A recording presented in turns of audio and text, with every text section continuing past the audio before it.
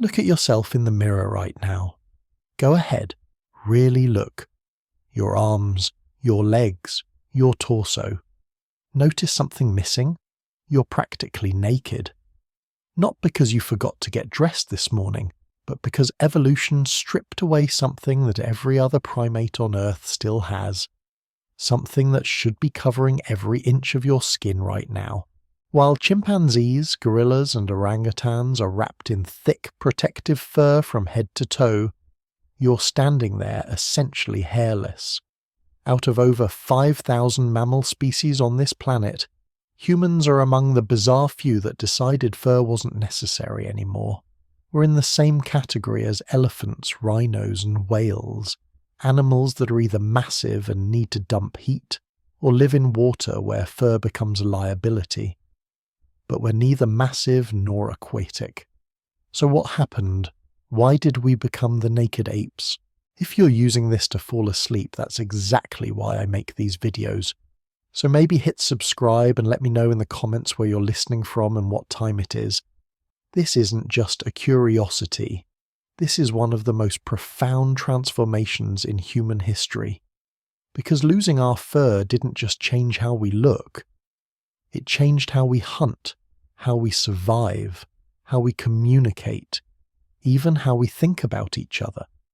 It's written into every aspect of being human, and most of us never stop to wonder why we're the weird ones.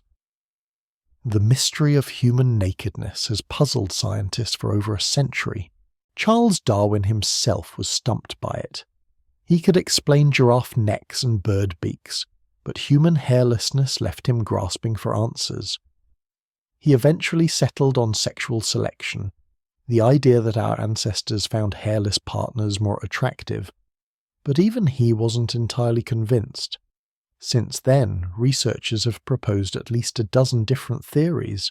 Some think we lost our fur because we started running marathon distances under the African sun and needed better cooling systems. Others believe it happened when our ancestors spent significant time in and around water. Some scientists argue it was about parasites, that shedding fur meant shedding disease-carrying ticks and lice. And there are theories involving social signaling, brain development, even tool use. Here's the thing, they might all be partially right. Evolution rarely happens for just one reason. It's messier than that. Multiple pressures working together, each one nudging our ancestors toward less and less body hair over millions of years. But the fact remains that something dramatic happened. Something that made our ancestors different from every other primate that ever existed. And that something changed everything about what it means to be human. Picture your distant ancestor walking through an African forest 6 million years ago. They're about 4 feet tall, walking upright more than their chimpanzee cousins, but still comfortable in the trees. And they're covered, absolutely covered, in thick, coarse hair. Not the fine, barely visible hair that covers most of your body today. We're talking real fur. Dense enough to see from across a clearing, thick enough to provide actual insulation, patterned enough that individuals probably had distinctive markings. This wasn't some evolutionary mistake. This was standard primate equipment. Hair that served dozens of critical functions that kept our ancestors alive in a world we can barely imagine today. We know they look like this because the evidence is still with us. Every human alive today carries the genes for full body hair. They're right there in your DNA, mostly switched off, but occasionally expressing themselves in ways that remind us of our furry past. Men with hairy backs, children born with hypertrichosis where they're covered in thick body hair. These aren't genetic errors. They're evolutionary throwbacks, glimpses of what we all used to look like. The genes responsible for hair growth are ancient. So ancient we share most of them with mice, dogs, and every other mammal on the planet. But humans have something extra.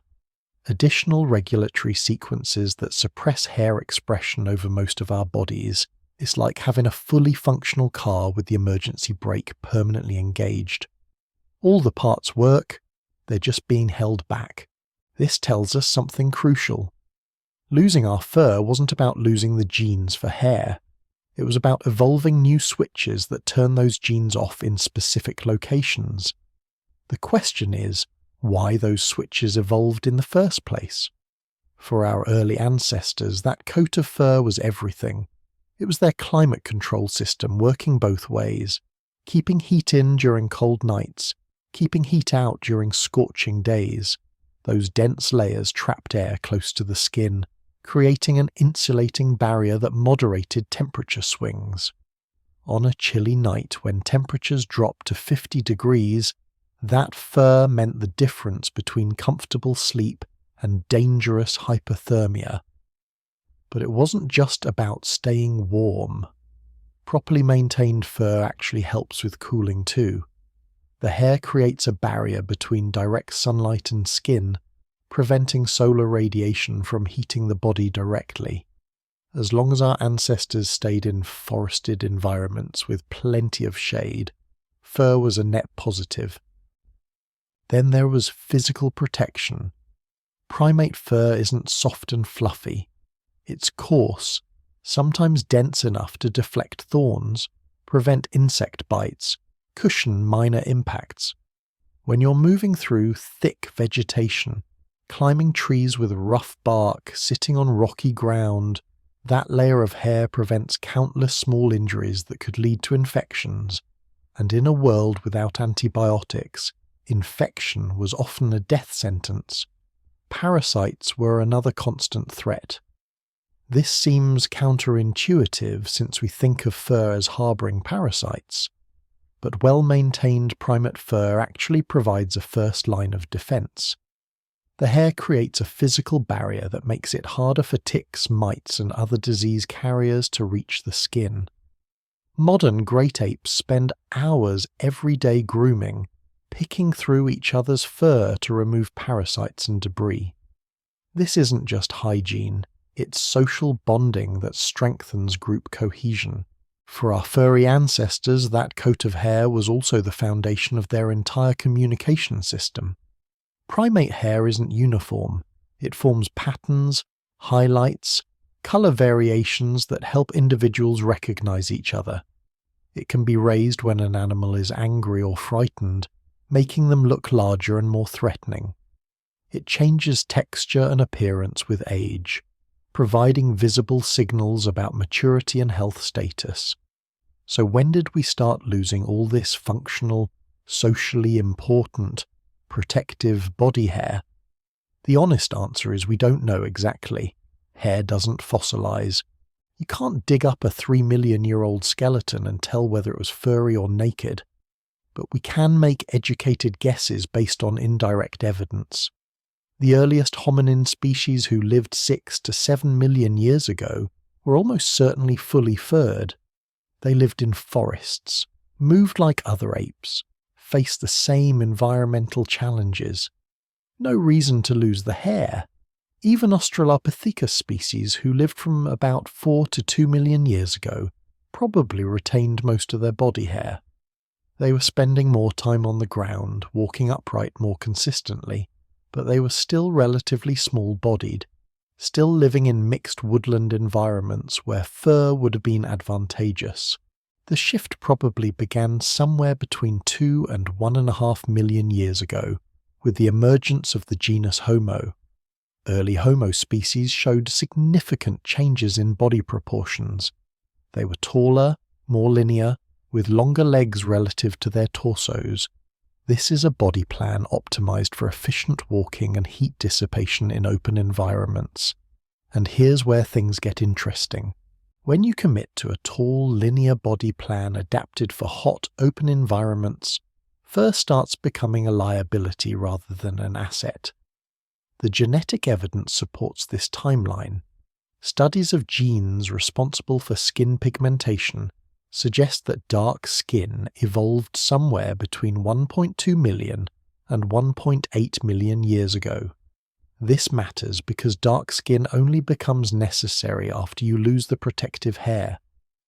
The UV radiation that pale skin under fur could safely handle becomes dangerous when that fur disappears. By the time Homo heidelbergensis appeared around 700,000 years ago, our ancestors were probably mostly hairless, not completely.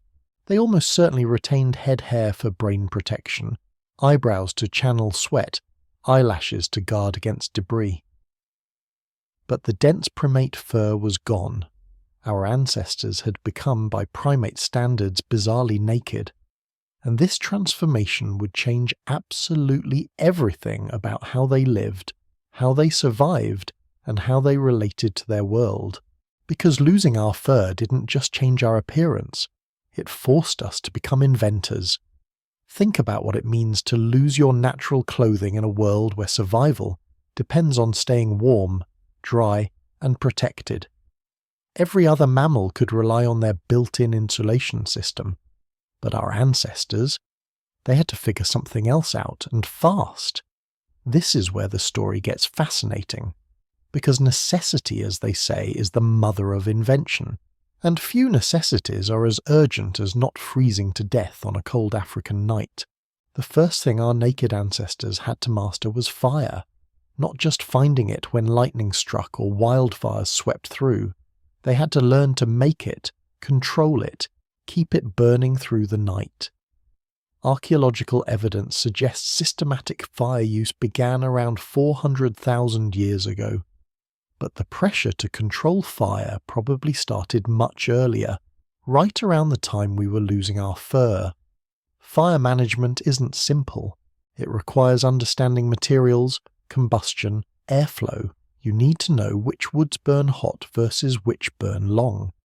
How to build a fire that won't spread dangerously, how to bank coals so they'll last until morning. This is chemistry and engineering without the formal concepts. More than that, fire created entirely new social dynamics. Someone had to tend the flames while others hunted or gathered. Someone had to stay awake to feed the fire through the night. This created opportunities for labor specialization that no other primate possessed. But fire also did something else. It extended the day. Before controlled fire, our ancestors would have been like other primates, active during daylight, resting at night in whatever safe spaces they could find. Fire created a focal point for evening gatherings. Anthropologists think this is when storytelling evolved, when accumulated knowledge began to be systematically transmitted through narratives told around the flames. The technology we needed because we lost our fur became the centerpiece of human cultural evolution. Then came clothing.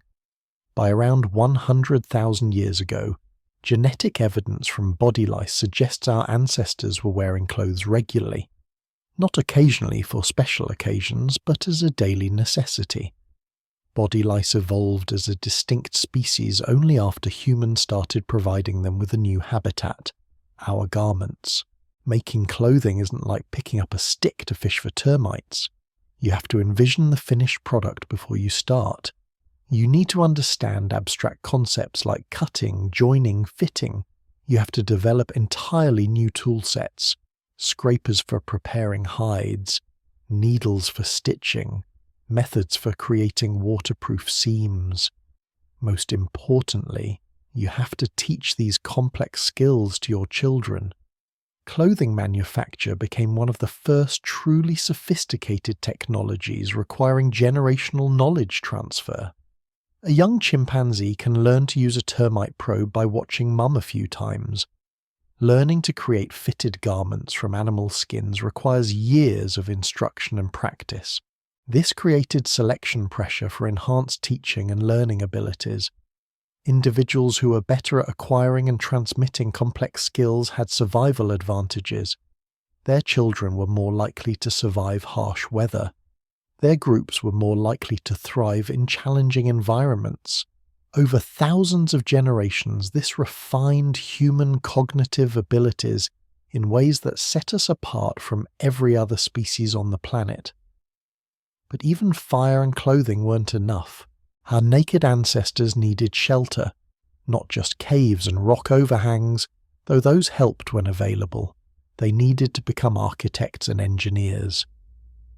The earliest constructed shelters date back at least 400,000 years. Circles of stones that probably anchored wooden frames covered with hides or vegetation. These aren't impressive by modern standards, but they represent something revolutionary. The ability to create artificial environments, to modify surroundings rather than just adapting to them. This skill set would eventually allow humans to colonize literally every terrestrial environment on Earth. The Arctic, where winter temperatures plunge to -40 and darkness lasts for months. Tropical rainforests where constant moisture and biting insects make life miserable for most large mammals. Deserts where daytime heat can kill in hours and nights get cold enough to freeze. No other large mammal lives in all these environments. Polar bears stay in the Arctic. Jaguars stick to the tropics. Camels avoid the poles. But humans, fragile hairless humans, we're everywhere. Not because we biologically adapted to each environment. That would take millions of years. But because we culturally adapted. We invented parkas and igloos for the Arctic, breathable clothing and raised dwellings for the tropics, desert robes and water storage systems for arid regions. Our nakedness, which should have been a fatal weakness, became our greatest strength, because it forced us to develop the cognitive and cultural tools to adapt to anything. But the consequences went far beyond technology. Hairlessness changed our social dynamics in profound ways. When you're naked, you're visible. Every scar tells a story. Every injury is apparent. Physical condition, age, health status become immediately obvious in ways they aren't for furred animals. This created new opportunities for social signaling that would reshape human culture. Body decoration emerged as a way to communicate identity and status. Ochre and other pigments show up in archaeological sites from at least 100,000 years ago. Not for camouflage or practical purposes, but for adornment.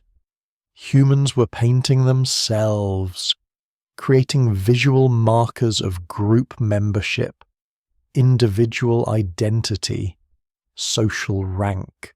The same applies to scarification and tattooing, practices that appear across human cultures worldwide. These aren't just decorations, they're information systems, ways of encoding social meaning onto the visible canvas of naked skin. And here's something remarkable. Humans are the only species that deliberately modifies its hair for social and aesthetic reasons. No other animal spends time styling, cutting, dyeing, or removing its fur. This behavior only makes sense in a species that is already mostly hairless, where the remaining hair has become a canvas for cultural expression, rather than serving primarily functional purposes. Even more profound was how nakedness affected human communication. Exposed facial skin allowed for something no other mammal could achieve to the same degree. Nuanced facial expressions. Think about trying to read the emotions of a chimpanzee. You can do it, but it's difficult. Their faces are covered with fur that obscures fine muscle movements. But human faces, we can detect micro-expressions lasting fractions of a second. We can distinguish dozens of different emotional states just by looking at someone's face. This is only possible because our faces are bare. Every tiny movement of muscles around the eyes, mouth, and forehead is visible. We evolved one of the most complex systems of facial communication in the animal kingdom, and it required naked skin to work. The same applies to blushing. This uniquely human trait only functions because our facial skin is exposed and relatively translucent. When we experience certain emotions, blood rushes to the face, causing visible reddening. It's an involuntary signal we can't fake or suppress, an honest advertisement of our emotional state. No other primate blushes visibly through their fur, but humans broadcast our internal states on our faces for everyone to see. This created a kind of emotional transparency that would have been incredibly valuable in the small, tight-knit groups where humans lived. You could tell at a glance if someone was lying, uncomfortable, attracted to you, or feeling guilty. This made cooperation easier and deception harder, laying groundwork for the sophisticated social systems that would eventually allow us to build civilizations, de-civilizations. But there's another consequence of our nakedness that's often overlooked, one that fundamentally changed how human evolution itself works. When we lost our fur, we didn't just change our appearance. We altered the very mechanism by which our species adapts to environmental challenges. For millions of years, human ancestors had evolved like every other mammal on Earth. Environmental pressures selected for beneficial genetic mutations. Colder climates favoured individuals with thicker fur or better fat storage. Hotter environments selected for more efficient cooling systems. This process was slow but reliable, taking thousands of generations to produce meaningful changes. But once we became naked, something unprecedented happened. We started adapting faster than our genes could change. The climate gets colder. Don't wait 10,000 years for natural selection to give you better insulation. Just invent better clothing. Food sources disappear. Don't wait for your digestive system to evolve new capabilities. Develop better hunting techniques, or find ways to process previously inedible plants. This represents a fundamental shift in how evolution works. For the first time in Earth's history, a species had developed the ability to respond to environmental challenges through culture rather than genetics. And cultural evolution operates on completely different timescales than biological evolution. A beneficial genetic mutation might take thousands of generations to spread through a population. A useful cultural innovation can spread through an entire group in a single generation. Someone figures out how to make a better spear point. They teach it to their children and neighbours. Within decades, everyone in the region is using the improved design. This speed difference is almost unimaginable. Biological evolution operates on timescales measured in millennia. Cultural evolution can produce dramatic changes in years or decades. Once humans crossed this threshold, biological evolution became largely irrelevant for survival in most circumstances. But our nakedness created vulnerabilities that forced us to become not just tool users, but systematic problem solvers. Every challenge that fur had previously handled automatically now required conscious solutions. Temperature regulation became an active process rather than a passive one. Our ancestors had to learn which materials provided the best insulation, how to layer clothing for different conditions, how to modify their behavior based on weather patterns. They became meteorologists and textile engineers out of pure necessity. Protection from the elements required constant vigilance. Without fur to deflect thorns and cushion impacts, every journey through dense vegetation became potentially hazardous. Our ancestors had to develop new movement patterns, create protective gear, plan routes that minimized injury risk. They became safety engineers and risk analysts. Even basic hygiene became more complex. Fur naturally sheds dead skin cells and distributes protective oils. Naked skin requires active maintenance to prevent infection and disease. Our ancestors had to learn about wound care, develop cleaning practices, understand the relationship between cleanliness and health. They became the first medical practitioners. But perhaps most importantly, nakedness forced humans to become social in ways no other primate had ever been. Individual survival became nearly impossible. You couldn't make clothing, maintain fire, build shelter, hunt effectively, and defend yourself all alone. Cooperation wasn't just beneficial, it was essential for survival. This created selection pressure for enhanced social skills.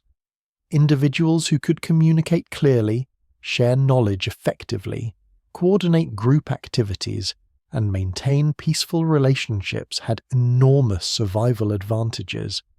Over thousands of generations, these pressures shaped human psychology in profound ways.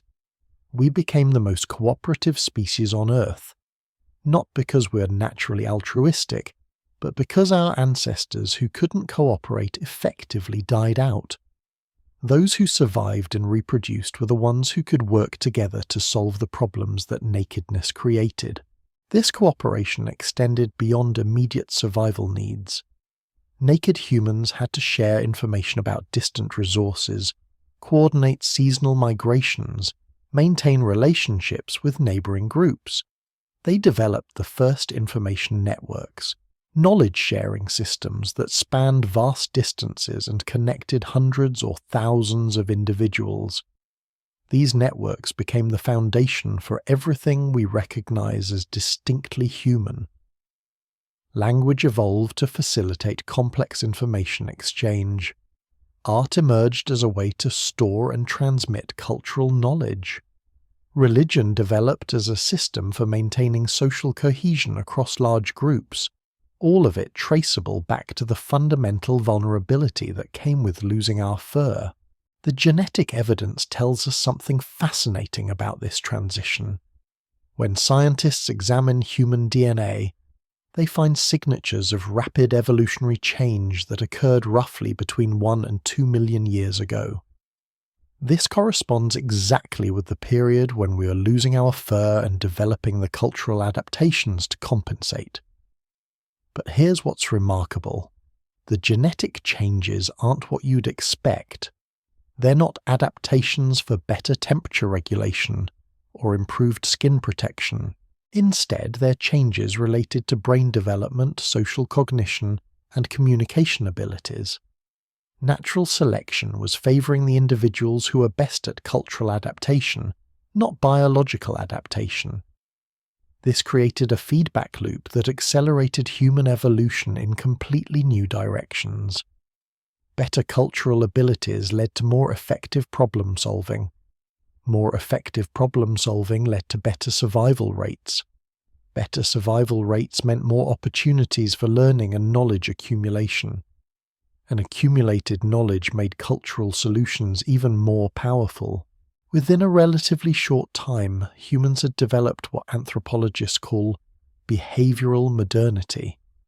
The full package of symbolic thinking, complex language, sophisticated tool-making, and most importantly, the ability to transmit knowledge rapidly across generations and geographic distances. This wasn't just an upgrade to existing primate capabilities. This was something entirely new in the history of life on Earth. A species that could adapt to new environments not by evolving different bodies, but by evolving different behaviors and technologies. The implications were staggering. For the first time, a single species could potentially colonize any environment on the planet. Not by developing specialized biological adaptations for each habitat, but by developing specialized cultural adaptations that could be learned and modified as needed. Mountain environments require different survival strategies than deserts, which require different approaches than Arctic tundra or tropical rainforests. Most species are locked into narrow ecological niches by their biological constraints, but humans armed with cultural adaptation could learn to thrive anywhere. This flexibility came at a cost, though. Cultural knowledge is fragile in ways that genetic information isn't. Genes are automatically passed to offspring whether parents want to transmit them or not. Cultural knowledge has to be actively taught and learned. If the transmission chain breaks, the knowledge can be lost forever. This created new forms of vulnerability that our ancestors had never faced. Natural disasters that killed knowledgeable individuals could set groups back generations. Social conflicts that disrupted teaching relationships could cause critical information to disappear. Even gradual changes in lifestyle could lead to the loss of skills that had taken centuries to develop. The archaeological record shows evidence of this fragility. Tool-making techniques that had been perfected over thousands of years sometimes disappear from the record, only to be reinvented much later in simplified forms. Complex artistic traditions vanish abruptly from certain regions. Sophisticated architectural knowledge seems to be lost and rediscovered multiple times in different locations. This pattern continues today. Traditional ecological knowledge held by indigenous communities often disappears within a single generation when young people move to urban areas. Craft techniques passed down through families for centuries can be lost when practitioners die without teaching apprentices. Even in our interconnected modern world, cultural knowledge remains surprisingly fragile. But despite this fragility, the cultural adaptation strategy that emerged from human nakedness proved incredibly powerful. Within about 60,000 years of becoming fully hairless, modern humans had spread from Africa to every inhabitable continent on Earth. They had learned to survive in environments ranging from Arctic ice sheets to tropical islands, from high mountain plateaus to below sea level deserts. No other large mammal has ever achieved anything close to this geographic range. Most species are restricted to narrow bands of latitude or specific habitat types, but humans, despite having evolved in tropical Africa, managed to adapt to literally every terrestrial environment on the planet. This success came from the problem-solving abilities that nakedness had forced them to develop. Every new environment presented challenges that required creative solutions. Cold climates demanded new forms of clothing and shelter. Dry environments required water storage and conservation techniques. High altitudes needed different cooking methods and activity patterns. But in each case, the solutions were cultural, not biological. Humans didn't evolve different body types for different climates. They invented different technologies and behaviors. They remained essentially the same species biologically, while becoming incredibly diverse culturally. This diversity became one of humanity's greatest strengths.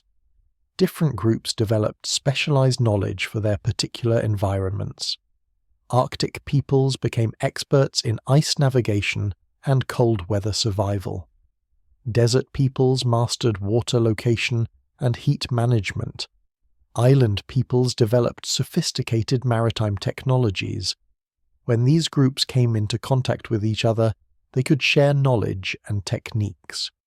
A tool invented in one environment might prove useful in a completely different setting. A survival technique developed for one set of challenges might be adaptable to others. This cross-cultural exchange accelerated innovation and problem-solving capabilities. The loss of our fur, which initially seemed like such a vulnerability, had created a species capable of learning from every environment it encountered. We became not just adaptable, but continuously adaptive, constantly improving our cultural toolkit through experience and innovation.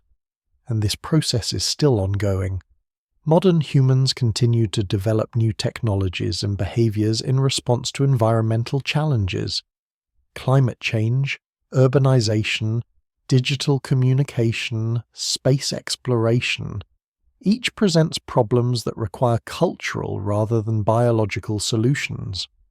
We're still the naked apes, still relying on the same basic strategy that our ancestors developed millions of years ago. We solve problems through creativity, cooperation, and knowledge sharing, rather than waiting for genetic mutations to provide biological solutions. The mirror you looked into at the beginning of this journey reflects more than just bare skin. It reflects the result of one of the most profound transformations in evolutionary history. The moment when a species learned to transcend the normal rules of biological adaptation and became something entirely new. Your nakedness isn't a flaw or an oversight. It's the foundation of everything that makes you human. That makes you human. Every time you feel cold and reach for a jacket, You're participating in a ritual that stretches back millions of years. Every time you build a fire or seek shelter from rain, you're following pathways carved by ancestors who had no choice but to innovate or die. The nakedness that should have doomed our species instead launched us toward dominance. But there's something else hiding in this story, something that reveals just how recent and precarious our current position really is. Because while we've been congratulating ourselves on transcending biological evolution, our bodies haven't gotten the memo.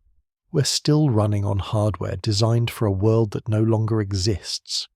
Your skin, exposed and vulnerable, is calibrated for the African savanna. Your sweat glands are optimized for persistence hunting under blazing sun.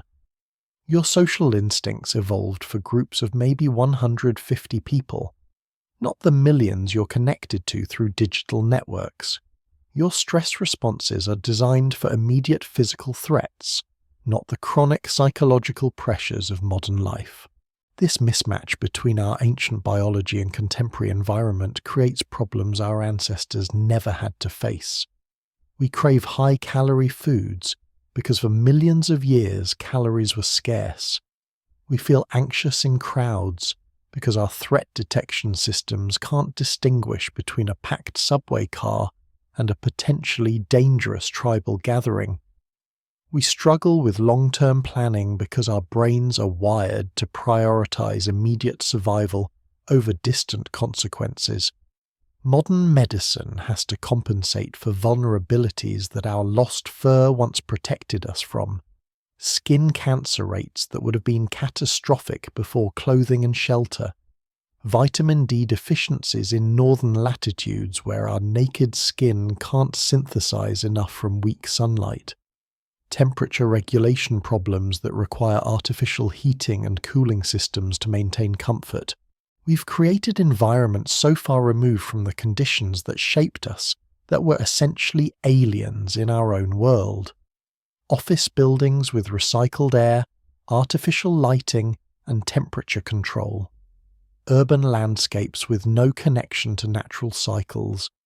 Social media networks that trigger our bonding instincts while providing none of the genuine intimacy our psychology requires, yet somehow we're making it work. The same cultural adaptation that allowed our ancestors to survive their nakedness continues to evolve new solutions for new problems. We invent air conditioning for environments too hot for our tropical adapted bodies. We create artificial lighting to extend our active hours beyond natural daylight.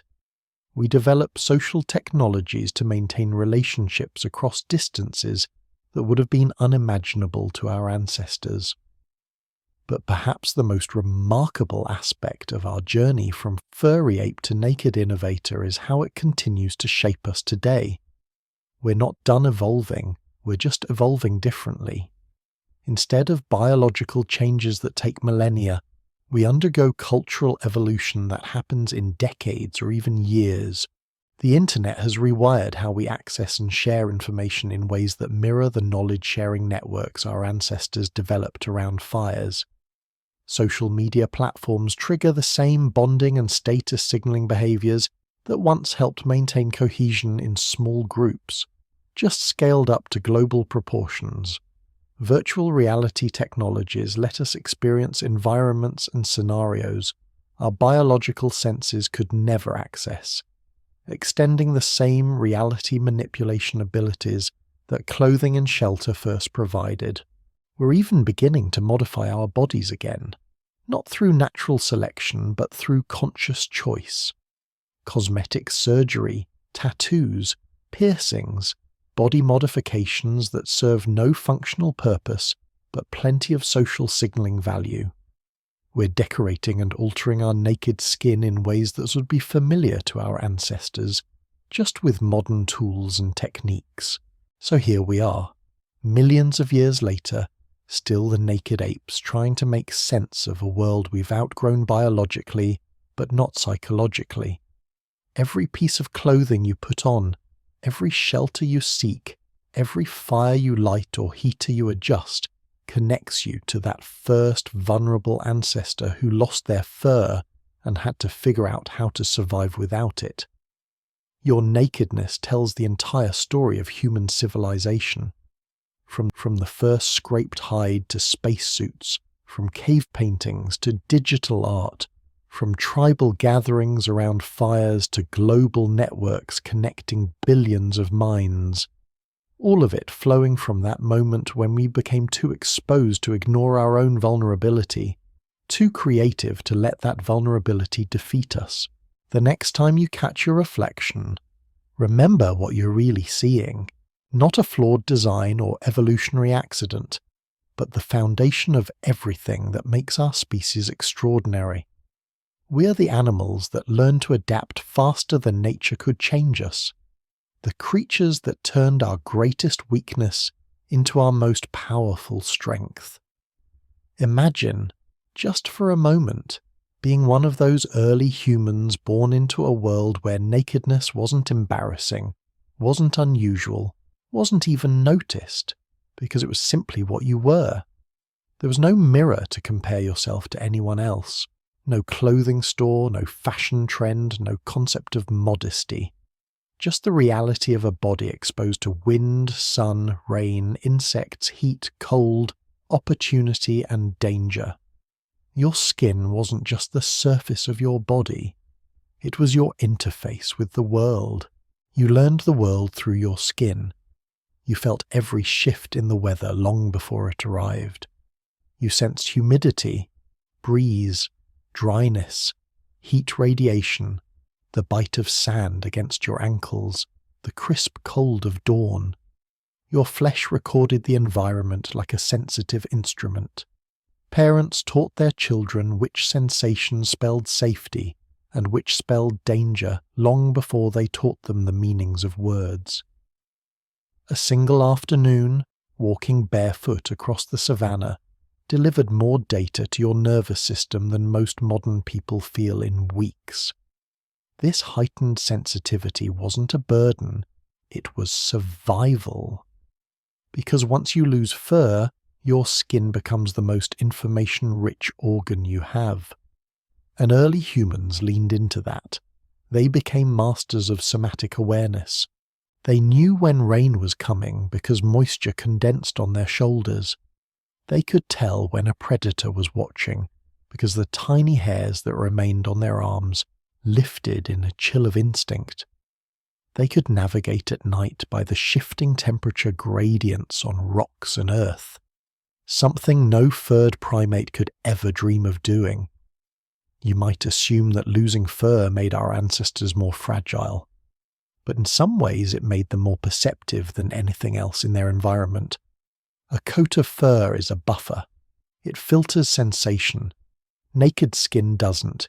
You feel the world directly. And from this sensitivity came something even more transformative: touch. Humans are the touchiest primates on Earth. We hold hands, we hug, we kiss, we lean against one another. We rest heads on shoulders. We soothe infants by stroking their backs. We calm each other with a gentle touch on the arm. We comfort the sick by placing a warm hand on their skin. Every culture on Earth, from the Arctic tundra to the Amazonian rainforest, uses touch as a primary communication system. Why? Because our ancestors lost their fur.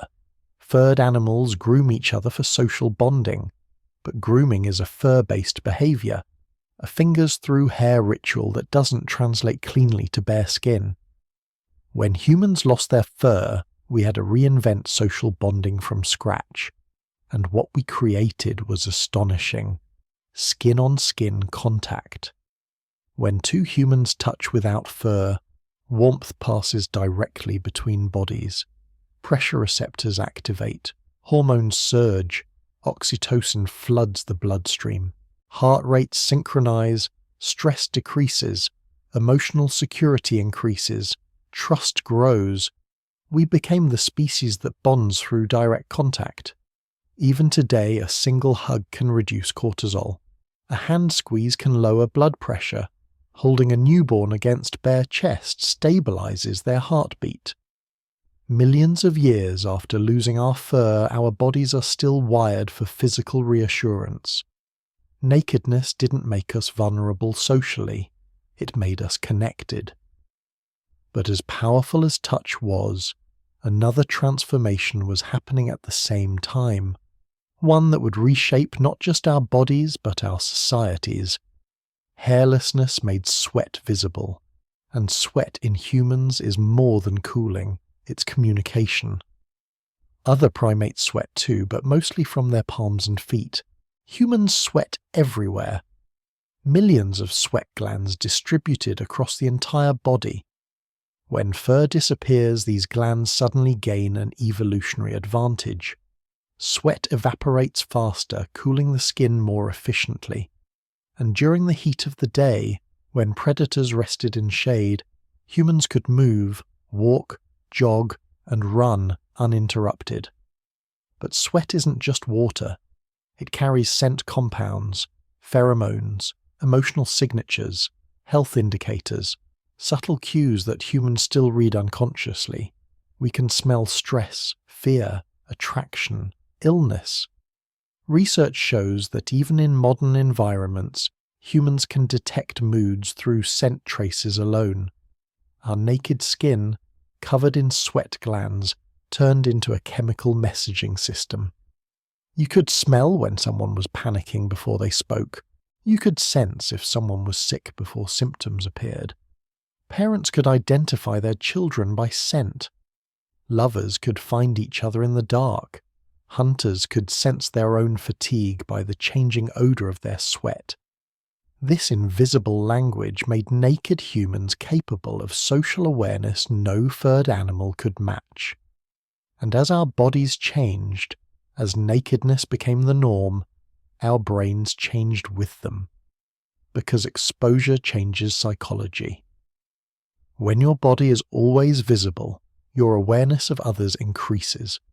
When your condition cannot be hidden, weight loss, injury, pregnancy, age, social honesty becomes mandatory. In furred animals, much of health and age is concealed beneath the coat. But in humans, nothing is hidden. A cut is visible, a bruise is visible, a swollen joint, a healing wound, a trembling hand, visible. This vulnerability forced humans to become empathetic, not in the sentimental modern sense, but in the primal sense of attunement. If you can see someone suffering, your brain responds. If you can see someone thriving, your brain responds. Without fur, emotional states were written directly onto the body, and as a result, caring for others became not just a choice, but a survival mechanism. Groups with stronger empathy survived longer. Groups that abandoned the weak left fewer offspring. Groups that cooperated, sharing food, tools, knowledge, thrived. And cooperation became the engine of human evolution. But cooperation requires more than empathy. It requires memory. It requires trust. It requires communication. And this is where nakedness intersects with one of the biggest leaps in human history: speech. It's no coincidence that humans have bare faces and expressive mouths. Fur blocks subtle movements. Naked skin amplifies them. Every small twitch of lips, every quiver of cheek, every tightening of jaw becomes readable. Before language existed, humans communicated emotions through facial motion. Once our faces were exposed, evolution seized the opportunity. We developed more facial muscles than any other primate. We developed distinct vowels that required a naked, mobile mouth. We developed the capacity to articulate complex combinations of sound. You don't just speak with your vocal cords, you speak with your face. Our nakedness made us visually expressive, and our expressiveness made spoken language inevitable. Now imagine the power this unlocked. A naked hominin stands at a distance, sees fear on another's exposed face, and reacts instantly. A group shares hunting strategies with nuance. A mother can soothe her infant with subtle vocal tones and gentle stroking. A leader can coordinate dozens of individuals through sound alone. This wasn't just communication. It was cognition externalized. Language allowed thoughts to be transferred between minds. The cultural explosion that followed was unstoppable. But nakedness didn't just shape our external interactions. It shaped our internal world too. Your skin is your largest organ, and it's deeply connected to your nervous system. When early humans lost fur, their entire sensory landscape shifted. Imagine feeling the sun's heat directly on your skin, feeling wind across your stomach, feeling rain run along your spine, feeling insects land with clarity, feeling warmth spill over your shoulders from another person's body beside you. This intensity of sensation may have contributed to self-awareness, not in the abstract philosophical sense, but in the embodied sense.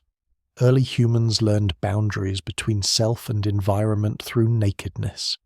The skin became a continuous reminder. This is me, and that is not me. Such awareness is foundational to consciousness. Our ancestors were living in bodies that demanded attention, not because they were weak, but because they were perceptive. Being naked meant you had to constantly interpret the world through the canvas of your skin. This heightened sensory processing may have contributed to another uniquely human trait: imagination. Why? Because sensation and imagination share neural pathways. The same regions that register touch, heat, and pressure are activated when you imagine those sensations. A species with a highly sensitive sensory system is also predisposed to a highly vivid imaginative system. When humans began decorating skin with pigment, beads, and tattoos, they weren't just expressing identity, they were expressing imagination. A painted human is a creative human. A decorated human has already entered the world of symbolism. Naked skin became our first canvas. This symbolic thinking underlies everything modern humans do: art, language, ritual, mathematics, storytelling, science. All because our bodies became blank, visible, expressive surfaces waiting for meaning. But the story of human hairlessness has another darker thread, one tied to survival in the harshest sense. When fur disappears, you burn calories faster. Nakedness is metabolically expensive. A furred animal loses less heat at night, spends less energy maintaining internal temperature, and requires fewer calories overall. But a naked hominin sleeping on cold ground, exposed to night winds, burns through energy at a staggering rate. This created a new evolutionary pressure, the need for abundant, high-quality food. Fruit alone wasn't enough. Leaves weren't enough. Even raw meat wasn't enough. We needed cooked food. Cooking unlocked nutrients at a level no raw diet ever could. It broke down plant fibers, neutralized toxins, softened meat, and made calories more accessible. Some anthropologists argue that cooked food was the fuel that powered the growth of the human brain. But consider why cooking became necessary in the first place. Because we lost our fur. Because our naked bodies demanded more energy per day than any primate before us. Because we needed warmth, and cooked food provided internal warmth in addition to nutrition. When humans learned to cook, they weren't just making food tastier. They were compensating for the metabolic cost of their nakedness. And once cooking became widespread, everything changed. Meals required planning. Planning required memory. Memory required teaching. Teaching required language. Groups began to form around hearths rather than trees. Fire pits became the first human gathering places. Camp organization started to reflect social structure. Nighttime became communal time rather than solitary hidden time. A furred ape sleeps alone or huddles in darkness. A naked human gathers with others around flames, sharing food, stories, knowledge, and warmth. The fire became the center of human identity, and without losing our fur, that would never have happened. But now shift your imagination again, because the story gets stranger. Losing our fur changed how predators saw us. A furred primate blends into the environment. A naked primate does not. Skin reflects light differently than fur. It glistens when wet. It stands out against foliage. It is more visible in open grasslands. This visibility should have made us easier prey, but something surprising happened instead. Predators learned to avoid us, not because we were strong, but because we became unpredictable. Human skin changes color dramatically, flushing, bruising, paling, reddening. Predators rely on pattern recognition. They track animals with consistent coloration. When a species displays shifting skin tones, erratic movements, and frequent group cooperation, it becomes hard to predict. Furthermore, humans began decorating themselves. Paint, ash, mud, blood. Imagine being a leopard stalking prey and seeing a group of naked bipeds smeared with red ochre, shouting, holding sticks that throw projectiles. Suddenly they look less like prey and more like something to avoid. Nakedness made humans visually uncanny. This was the beginning of deterrence through strangeness. Predators avoid the unpredictable. Humans, naked humans, exploited that instinct. But if predators learn to avoid us, humans learn to approach each other differently. Without fur, physical maturity became obvious. Aging became obvious. Pregnancy became obvious. Stress became obvious. Humans could read each other like open books. This transparency changed mating strategies dramatically. Most primates conceal ovulation beneath fur. Humans do not. Our skin, scent, and behavior reveal hormonal states. This shifted reproduction away from rigid mating seasons and toward continuous social bonding. Pair bonding emerged. Not universal, not absolute, but significant enough to restructure human societies. Raising naked infants, who are even more helpless than most mammalian infants, required more cooperative parenting than ever before. Mothers needed support. Fathers and unrelated group members became invested in offspring's survival.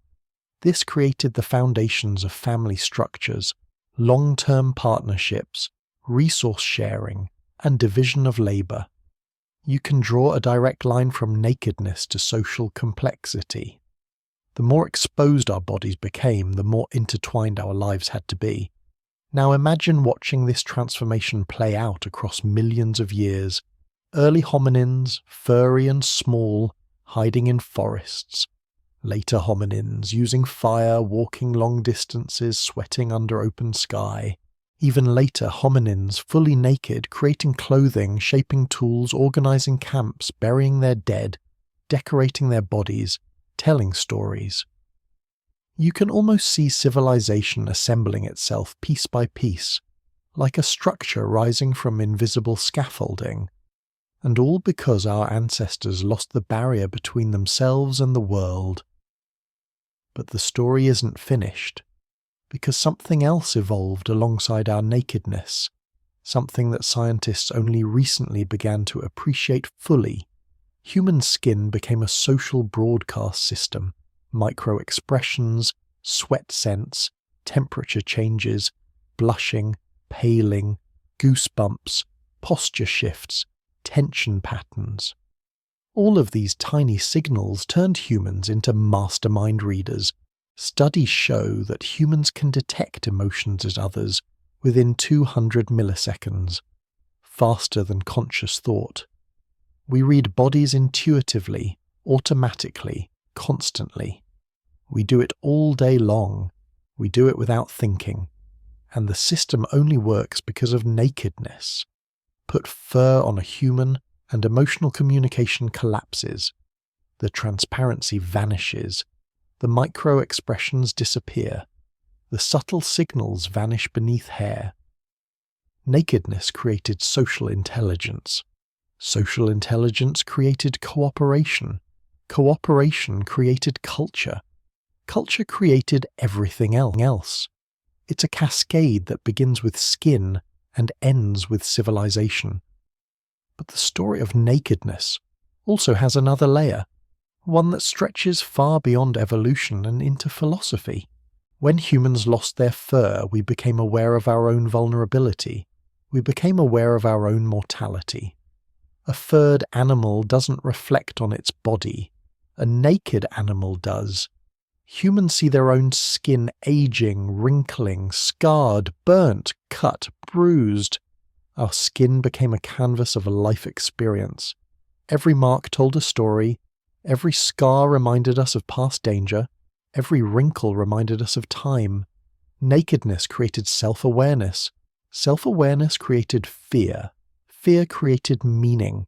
Meaning created ritual, art, burial, storytelling, myth, religion, philosophy.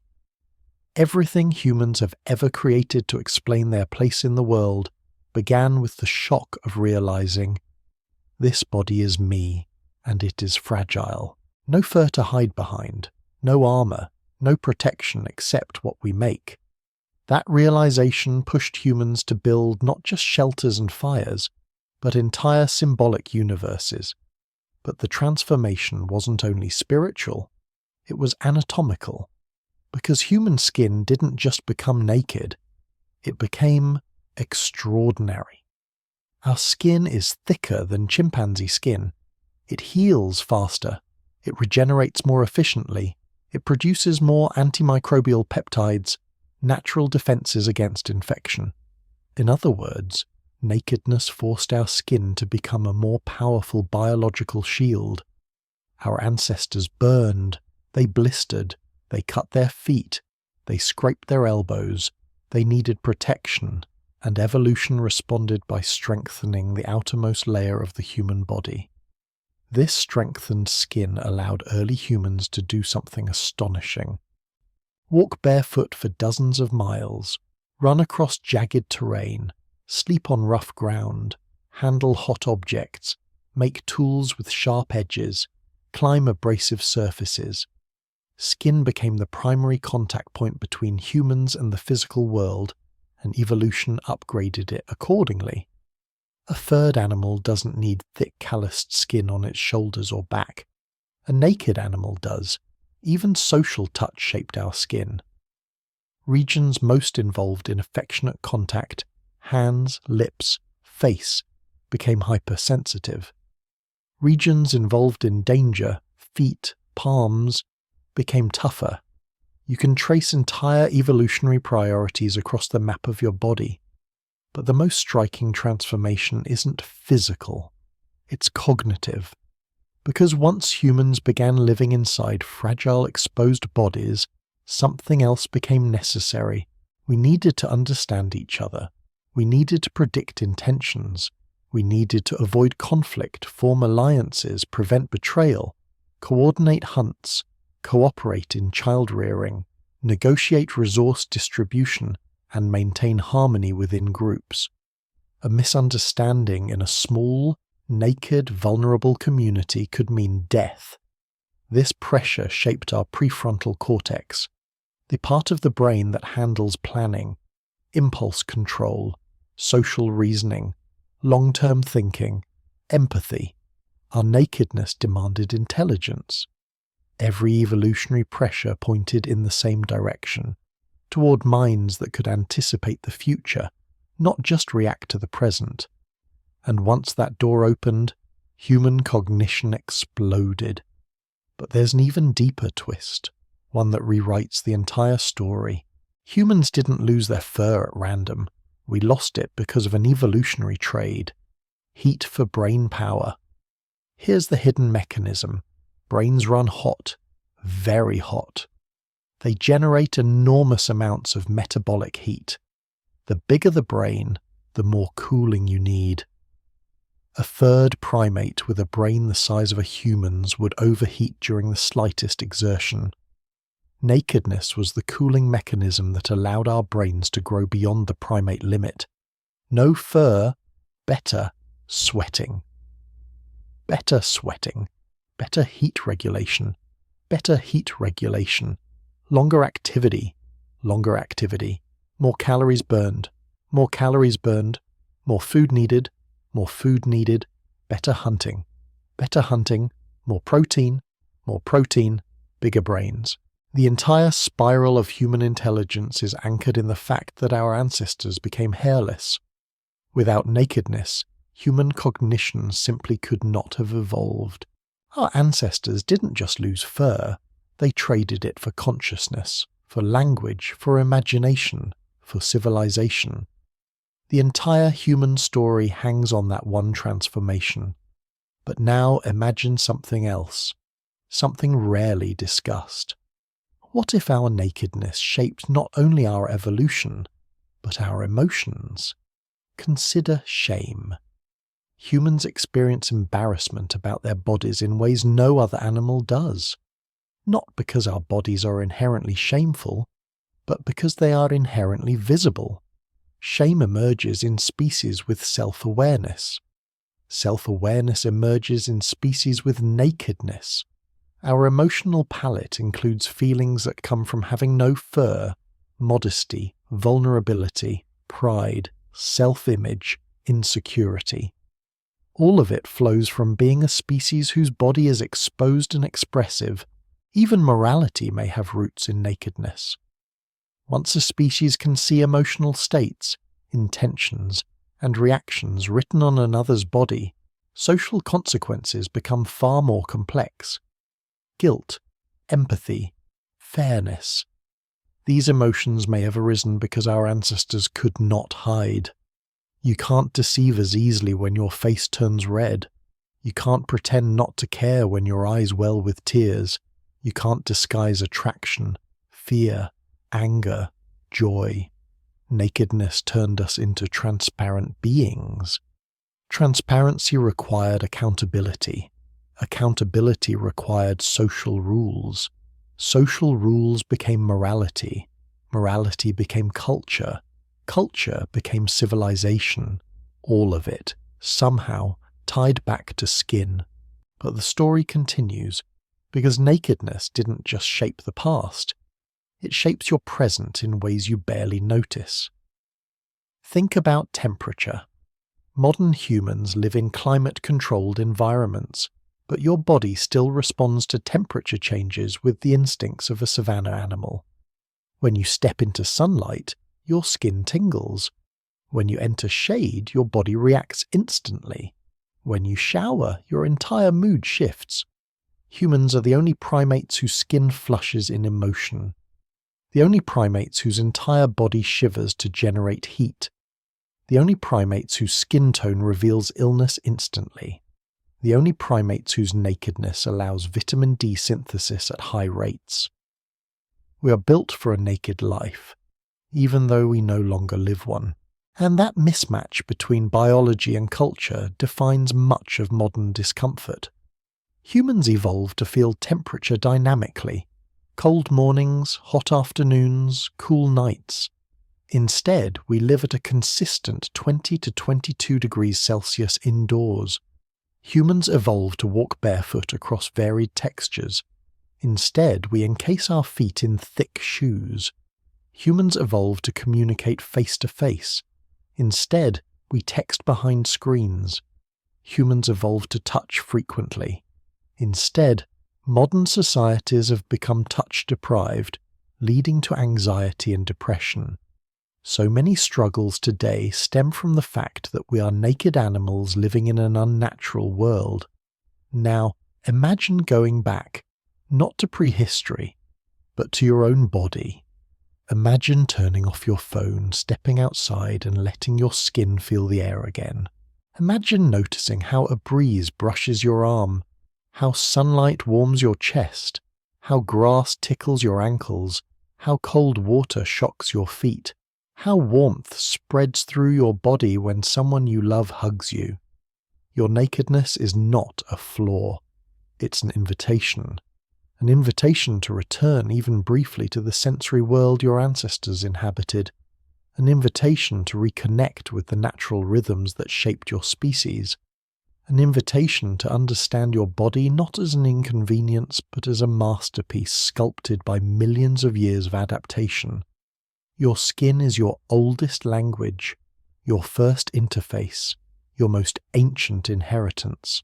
But there's another layer still, something deeper, stranger, more profound.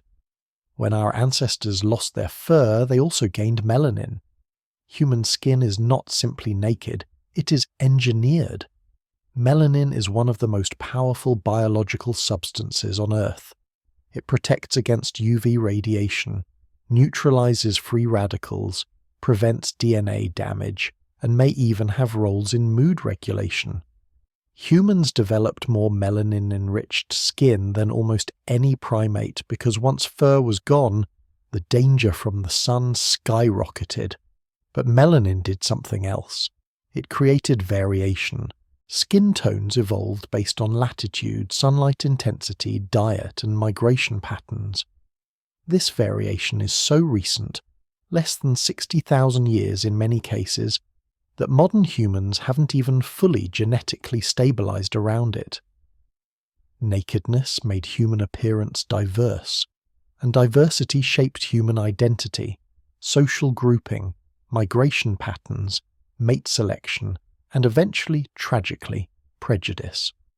But beneath that surface variation, the biological reality remains. Every human on Earth carries the genetic blueprint for a full coat of fur. Your body remembers where it came from, even if your skin no longer shows it.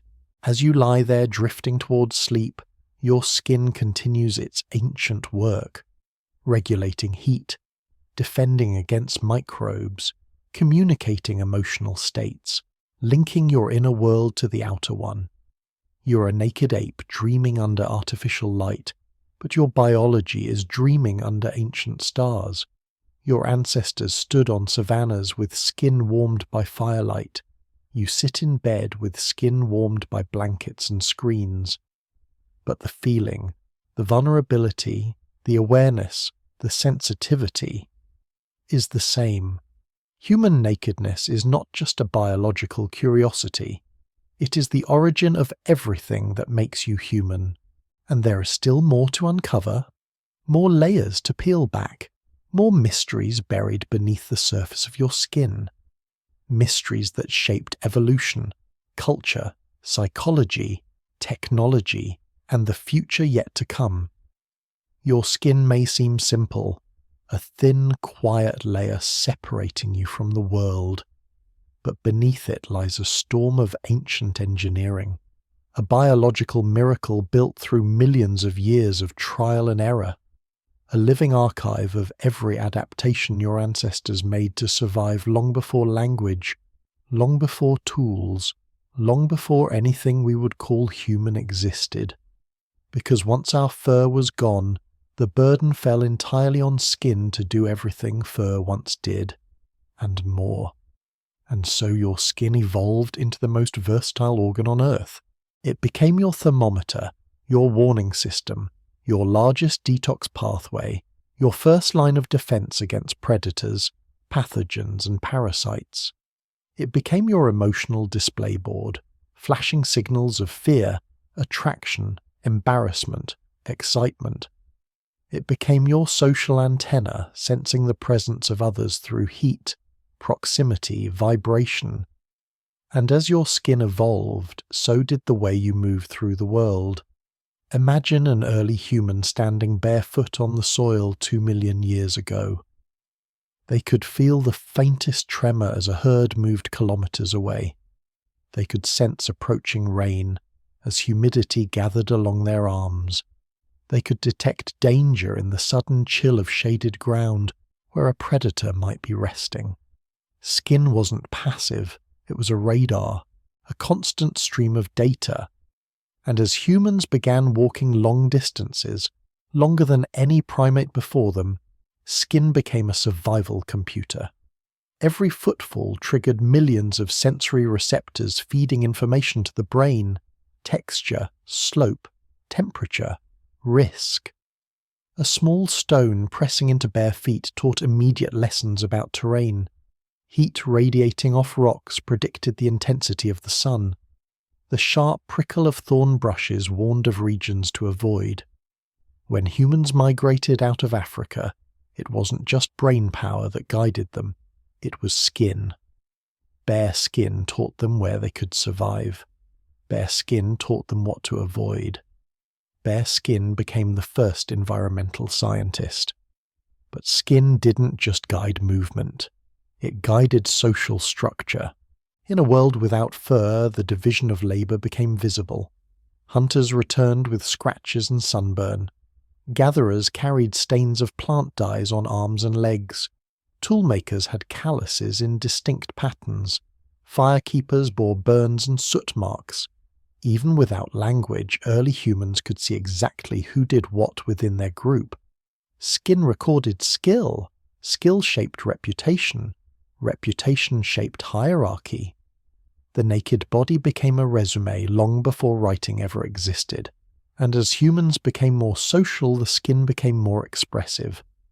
Those subtle changes, a flush of heat, a sudden paling, a bead of sweat, became as meaningful as words.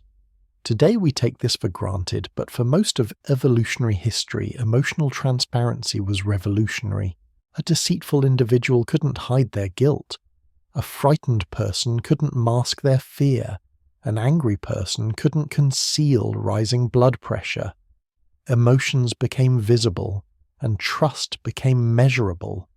Groups that learned to read these signals functioned better. They cooperated more. They avoided unnecessary conflict. They detected danger earlier.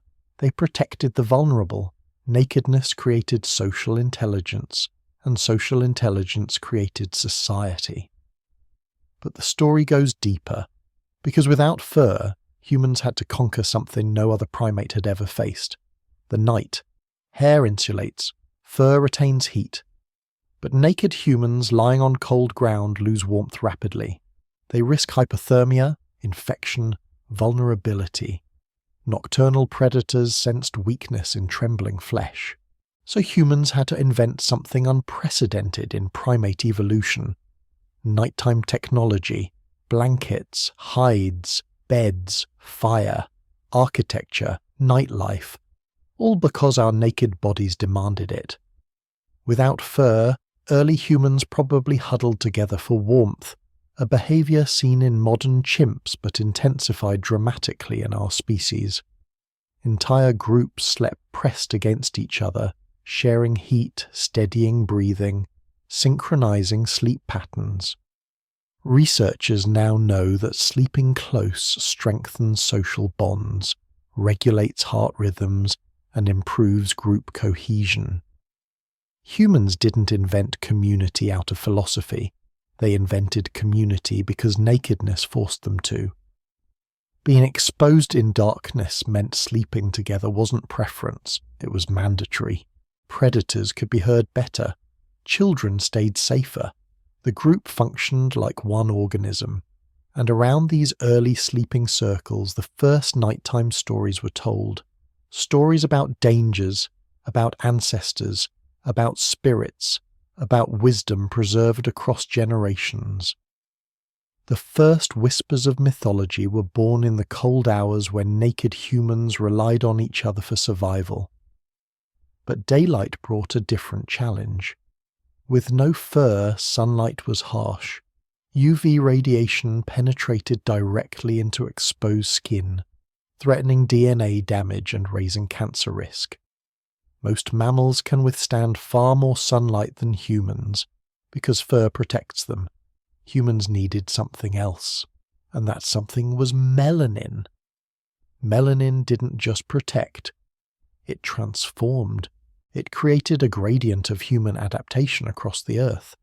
Darker skin evolved in regions with intense UV exposure. Lighter skin evolved where sunlight was scarce, allowing for vitamin D synthesis. This balance became crucial for bone health, immune function, and reproductive success. But melanin did something much more interesting. It made human populations visually diverse. Chimpanzees look largely the same across continents. Humans don't. Our nakedness made variation unavoidable, and variation shaped everything from migration patterns to mating preferences to cultural identity. Skin became not just protective, but symbolic, a marker of origin, belonging, ancestry. This wasn't biological destiny. It was environmental adaptation painted directly onto the canvas of the body. But the environment changed, and humans changed with it. When they moved north into colder climates, they needed new solutions. Naked skin loses heat quickly, so humans developed clothing, shelter, and fire mastery far beyond anything seen in tropical ancestors. Clothing wasn't optional, it was survival. But the moment humans began wearing clothing, something extraordinary happened. They externalized their biology. Instead of evolving fur genetically, they invented fur culturally. Instead of evolving blubber like whales, they created insulated shelters. Instead of evolving heat-resistant skin, they created shade. Instead of evolving claws, they made tools. Instead of evolving fangs, they made weapons. The body ceased to be the primary site of adaptation. Culture took over. Humans didn't adapt to the world. They adapted the world to themselves, and it all began with losing our fur. But nakedness didn't only change our relationship to climate. It changed our relationship to each other, especially children. Human infants are born more vulnerable than any primate. They can't cling to their mother's fur because their mothers don't have any. They can't crawl or walk for months. They require constant holding, constant warmth, constant touch. This created the first alloparenting systems. Grandmothers, siblings, fathers, aunts, unrelated females, everyone began helping raise children. This doesn't happen in most primate species, but in humans, it became a cornerstone of survival. If a community couldn't cooperate, the infants died. Naked babies forced human societies to become cooperative. Their fragility shaped everything: division of labor, food sharing, emotional bonding, group stability, even the evolution of speech patterns, soft cooing, motherese, lullabies. These weren't cultural inventions. They were necessities for calming, soothing, regulating naked infants with hyper-responsive skin. Touch became the first language. Tone became the second. Words came later. And as children grew, their naked bodies told stories about their lives. Scratches from learning to walk, bruises from exploration, sun-darkened skin from play, growth patterns visible with every passing season. A child's body was a living record of their upbringing. Humans learned to read this record intuitively. Still today, without thinking, we can judge someone's health, mood, age, energy level, hydration, stress, illness, and lifestyle just by looking at their skin. This is ancient knowledge, knowledge older than agriculture, older than tools, older than fire, knowledge written into the naked body long before writing existed. But there's something else your skin tells, something far more ancient, your evolutionary origin. Because human skin carries hidden signatures of our past that most people never notice. For example, why do humans get goosebumps? Because your ancestors once raised their fur to appear larger when frightened. Why does cold air raise hairs along your arms? Because your ancestors once used fur to trap warm air close to their skin. Why do we feel discomfort when someone stares at us? Because naked skin evolved under constant risk of predation. Eyes on you meant danger. Why do we instinctively cover our bodies when embarrassed? Because exposure once signaled weakness. Why do we relax when someone gently touches our back? Because grooming once symbolized safety. Your naked behavior is ancient behavior. But the most surprising truth is this: humans never truly lost their fur, it simply transformed. Each tiny hair follicle became a sensory organ instead of an insulating one. Instead of blocking sensation, your hairs amplify it. They detect movement, vibration, airflow. They trigger emotional responses. Your ancestors traded physical protection for sensory precision. A furred animal feels the world dimly. A naked animal feels it vividly. Every goosebump is a fossil from a time when fear meant survival. Every drop of sweat is a descendant of a million-year-old cooling system. Every shiver is a whisper from the plains of Africa. Every scar is a story older than the civilization. And if you follow those stories backward, past language, past tools, past migrations, you arrive at a single truth. Human nakedness is not a mistake. It is the blueprint of our species, because nakedness forced humans to do the one thing no other animal on Earth could do: invent themselves, and they didn't stop. Not in Africa, not in Asia, not in Europe, not in the Arctic, not even in space. Because the moment humans became naked, evolution stopped being something that happened to us, and became something we controlled. But the consequences of that shift are still unfolding. Even today, your skin is adapting to a world it was never designed for. Artificial heat, artificial cold, artificial light, artificial touch, digital social cues instead of physical ones, stress signals that never resolve. A body built for open air now confined to chairs and screens. Skin that evolved to feel the earth now rarely touches it. A nervous system built for village life now navigating millions of interactions. You carry ancient instincts in a modern environment, and those instincts speak to you constantly through your skin.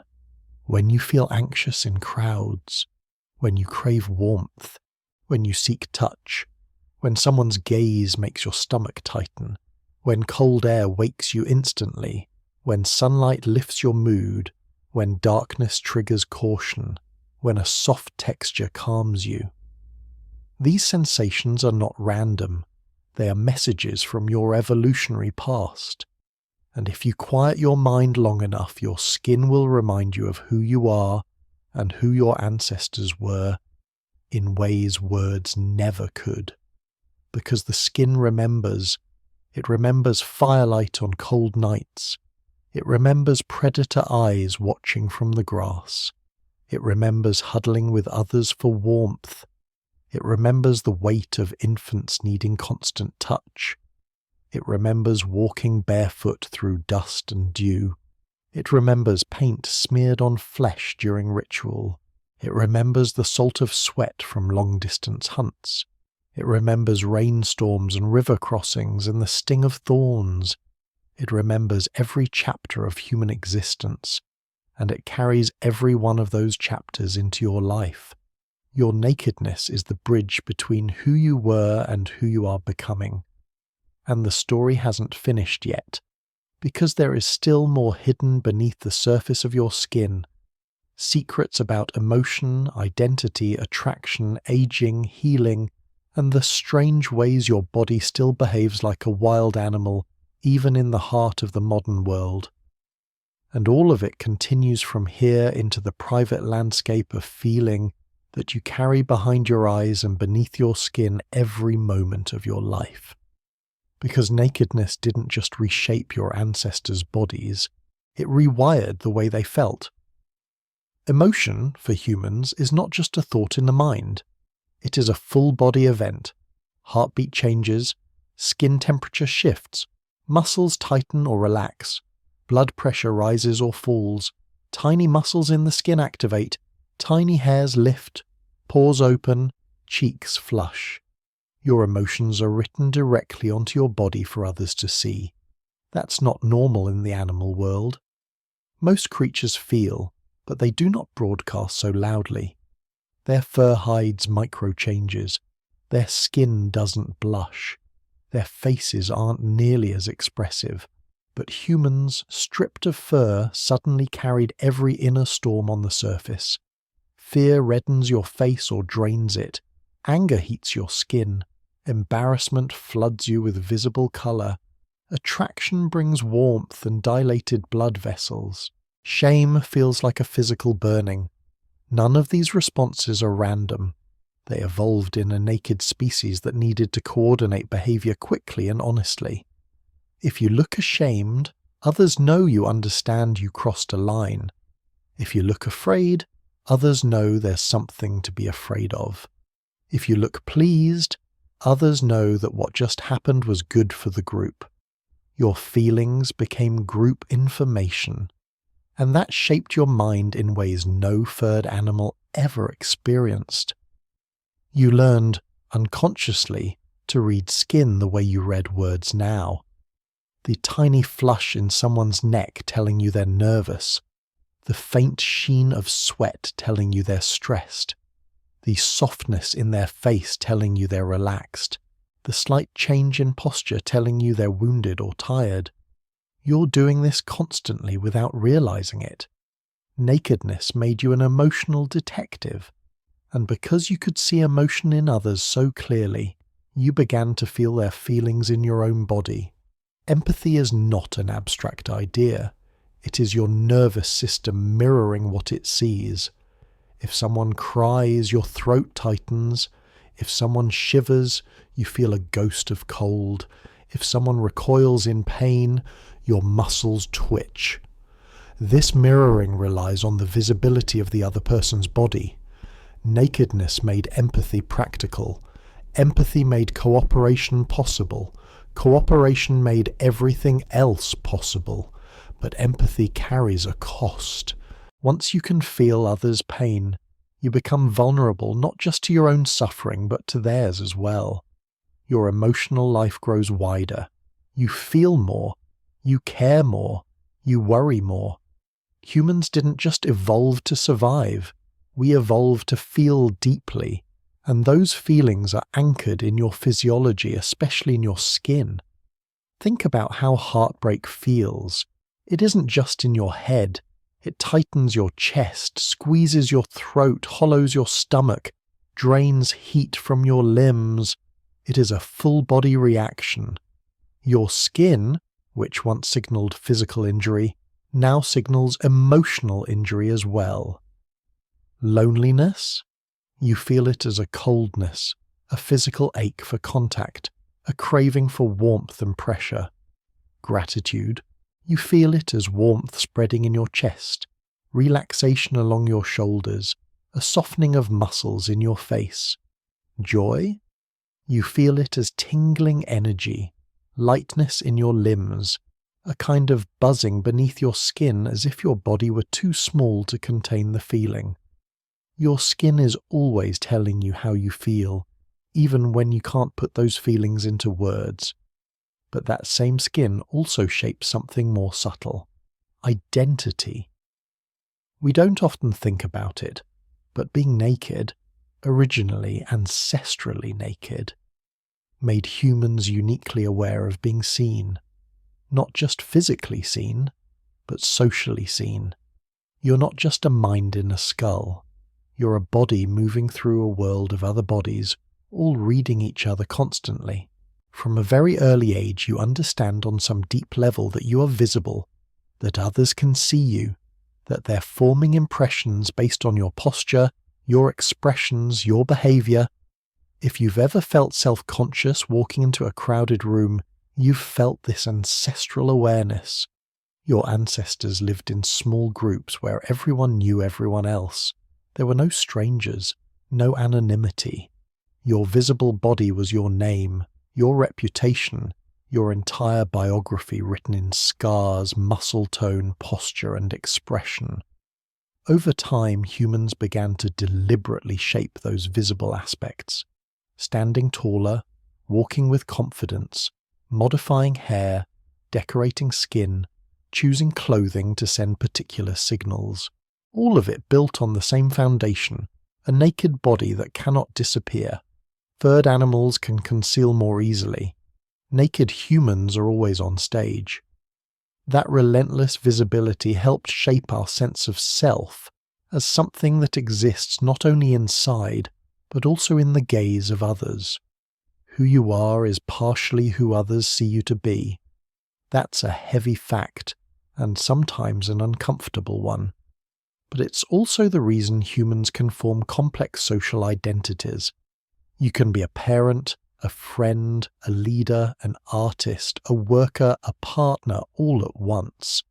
You wear these roles on your body, through how you move, how you dress, how you stand, how you look at others. Nakedness made us not just individuals, but characters in each other's stories. And nowhere is that more visible than in attraction. When humans lost their fur, mating rituals transformed. Chimpanzees and gorillas rely heavily on scent and basic cues of size, health, and dominance. But humans, suddenly possessing exposed skin, exposed faces, exposed gait and posture, gained a whole new palette of signals. Facial symmetry, skin clarity, muscle tone, posture, movement, gaze, smile. Even tiny details like the way light reflects off skin, the way blood flows to cheeks and lips, became indicators of health, fertility, emotion, and interest. We fell in love with each other's skin, and not just in a shallow way. Human bonding isn't just about appearance, it's also about how someone's presence feels to your body, the way their warmth blends with yours, the way their scent calms you, the way their touch regulates your nervous system, the way their skin responds to your skin. Couples who've been together for long periods often spontaneously synchronize their physiology, heart rate, breathing, stress hormones, through touch alone. The body remembers their partner as a safe place. Millions of years after losing fur, humans still choose each other by how they feel on the skin. We call it chemistry. But it is really biology remembering itself. Even aging, something we usually frame as decline, looks different when you view it through the lens of naked evolution. In furred animals, aging is harder to see quickly, but in humans, every year leaves visible traces: grey hair, wrinkles, changes in posture, changes in skin elasticity. These changes aren't just sad reminders of mortality, they also served important functions. They made elders visible. They made experience visible. They marked those who had survived. In early human groups, elders carried knowledge vital for survival, where the water sources were in drought, how to treat rare illnesses, what happened the last time the climate shifted, which plants were safe when others failed. Their visibly aged skin announced that they had lived through cycles others hadn't yet seen. When you looked at an elder's face, you weren't just seeing age, you were seeing survival, you were seeing memory, you were seeing a living archive. Respect for elders in many traditional societies doesn't come from sentimentality, it comes from practicality. Those wrinkles represent information, those scars represent experience, that posture represents a lifetime of adaptation. Modern culture often hides aging bodies, but evolution depended on seeing them clearly. Nakedness made it impossible to forget that time was passing, and remembering that time was passing made it impossible not to care about what came next, about children, about grandchildren, about the long thread binding one generation to another. Even healing became different in a naked species. When fur is gone, wounds are obvious. You can see who's hurt. You can see how badly. You can see whether the wound is closing or festering. This visibility allowed early humans to become healers, not just survivors. They could monitor progress. They could test remedies. They could learn which plants reduced inflammation, which clots stopped bleeding, which poultices drew out infection. They didn't think in biomedical terms, but they experimented relentlessly. And every successful treatment turned into story, ritual, tradition. Healing knowledge spread not by writing, but by watching skin get better over days and weeks. Pain, too, became a social event. In many species, injured individuals hide to avoid predation. In humans, the injured often remain near the group. Their pain is seen and responded to. Others bring food, build shelter, maintain fire, help care for children. A naked wound pulled the group into action. We became the animal that responds to each other's suffering with support, not always perfectly, not always kindly, but far more consistently than most species on Earth. And every time someone's wound closed, every time their scar formed, every time their skin knitted back together, the group witnessed a quiet miracle. We learned again and again that bodies can break and mend, that pain can pass, that vulnerability doesn't always mean death. This knowledge lives in you as a kind of background trust in your own body. Even when you're anxious or unwell, part of you knows you're made of material that wants to repair itself. And that same body, that same skin, that same ancient machinery tries to repair more than just cuts and burns. It tries to repair your balance. When you get too cold, it shivers and pulls blood inward, trying to keep your core safe. When you get too hot, it pours sweat through your pores, sacrificing water to preserve your organs. When you feel overwhelmed, it tries to slow you down, through fatigue, through muscle heaviness, through a desire to lie down and close your eyes. Your naked body is not your enemy. It is your oldest ally, sometimes clumsy, sometimes inconvenient, sometimes overly dramatic in responding to small threats, but always trying to keep you alive. And now, after all this movement through evolutionary time, after all this wandering through fires and savannas and shelters and gathering circles, here you are, a single human, in a single room, listening, probably in the dark or in dim light, as words about ancient nakedness drift through your modern, clothed, climate-controlled existence.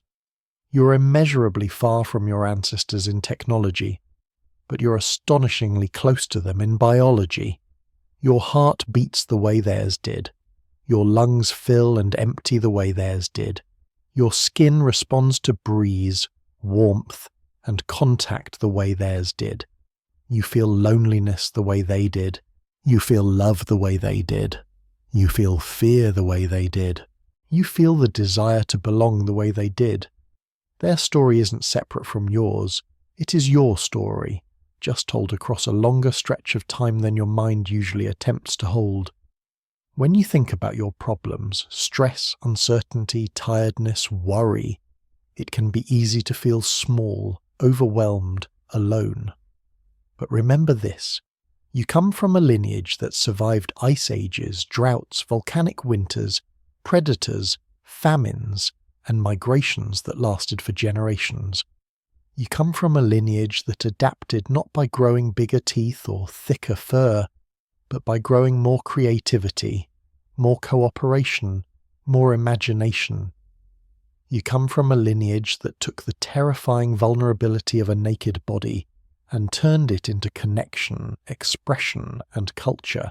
You're here because they figured out how to live without fur, how to walk under harsh sun, how to sleep on cold ground, how to recognize each other's pain on bare faces, how to hold each other through difficult nights, how to share warmth, share food, share stories, share hope.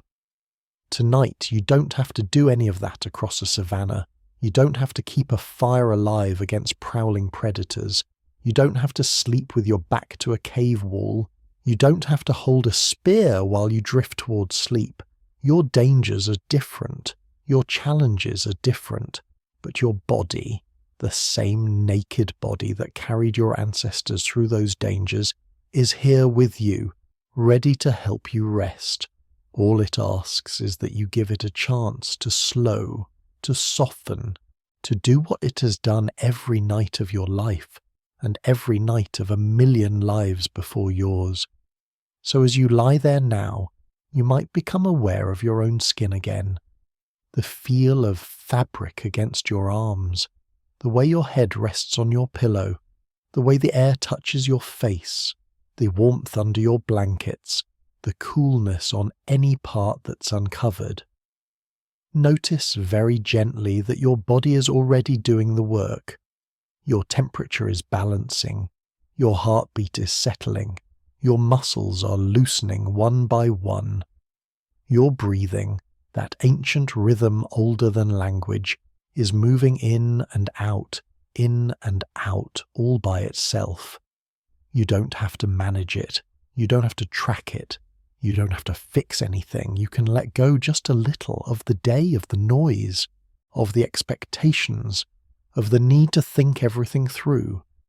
Your ancestors, with their naked skin and quiet endurance, did not solve every problem before they slept. They laid down anyway.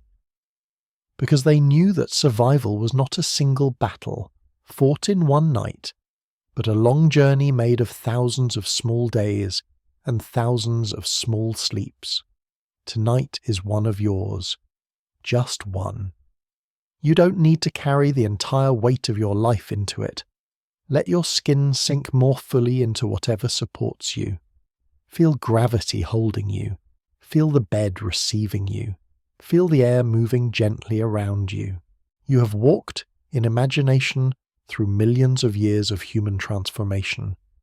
You've seen how something as simple as losing fur could lead to everything you know: language, culture, technology, love, music, firelight, cities, and quiet moments like this. Your nakedness is not a mistake. It is a reminder that you are part of a species that is both fragile and powerful, soft and resilient, exposed and ingenious. And right now, the most powerful thing you can do is the simplest. Close your eyes, let your jaw unclench, let your shoulders drop, let the muscles around your stomach loosen, let your hands rest wherever they fall. There is nothing you need to signal to anyone, no expression you need to wear, no message your skin needs to send. For these next hours, your body can stop broadcasting and simply breathe. In, out, in, out. The same rhythm that moved through chest after chest for countless generations before you.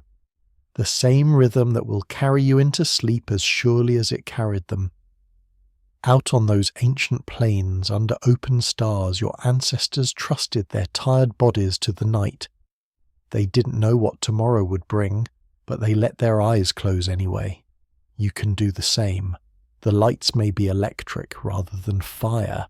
The walls may be brick instead of bone and hide. The sounds outside may be cars rather than distant animals.